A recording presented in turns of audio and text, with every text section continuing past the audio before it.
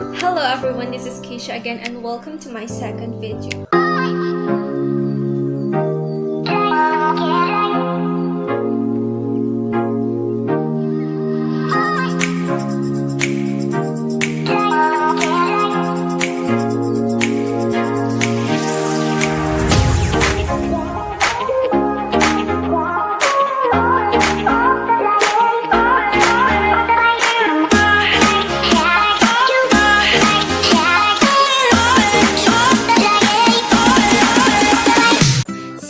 We're going to talk about another concept that is related to General Biology 1.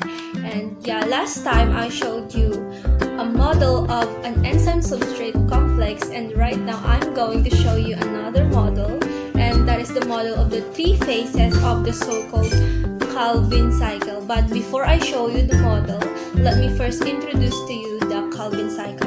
So the Calvin cycle is the second stage of photosynthesis that is involved in the formation of sugar from CO2 or carbon dioxide using the chemical energy stored in ATP and NADPH products of light reactions. And this cycle is also referred to as light-independent reaction or dark reactions, but I won't agree to that because the Calvin cycle requires energy indirectly. It requires the products of the light reactions, so it's not literally a light-independent reaction. But I don't know guys, that's just my opinion, and that's what I saw when I researched about it, and that's what I read in my General Biology 1 textbook. So this cycle produces sugar and not the 6-carbon glucose that we are familiar with. It is the 3-carbon sugar that is commonly called the glyceraldehyde triphosphate or the G3P. And this cycle occurs in the stroma of chloroplast. It has 3 phases, which is the carbon fixation, reduction of CO2 or carbon dioxide, and the regeneration of the RuBP or ribulose biphosphate. Before I explain to you the process, let me first show you guys the model. And by the way, I use different colors of modeling clay in constructing my model. So here are they. I use different colors, and so this is my model. And I know you guys are wondering now because of the presence of some mathematical symbols, but these symbols guys make it easier for me to understand this cycle. So in this phase guys, the carbon fixation phase, in order for the Calvin cycle to occur, the plant needs RuBP or ribulose biphosphate and CO2 or carbon dioxide, and of course the enzyme that will catalyze the reaction, the Rubisco enzyme or the ribulose 1,5-biphosphate carboxylase oxygenase or Rubisco. This enzyme is also known as the most abundant protein in the chloroplast. Place an addition sign here because the CO2 in the air will be attached in the RuBP molecules or the ribulose biphosphate by this enzyme, the Rubisco enzyme, and it will result to 3,6-carbon molecule that will definitely split into, because it is very unstable, that will result to the product of the carbon fixation phase,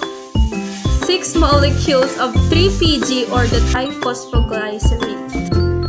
In the second phase or the reduction phase, the ATP and the NADPH will be used to fix the carbons to form the G3P or the glyceraldehyde triphosphate. So this is the 3-PG from the phase 1.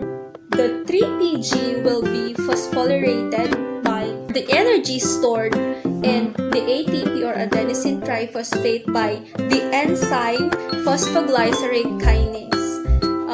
So by its name, we can conclude that this enzyme phosphorylates, and phosphorylating it with the energy stored in the ATP, it will result to BPGA or biphosphoglycerate. And the next step is energy from the NADPH will be added again to the BPGA aldehyde triphosphate dehydrogenase.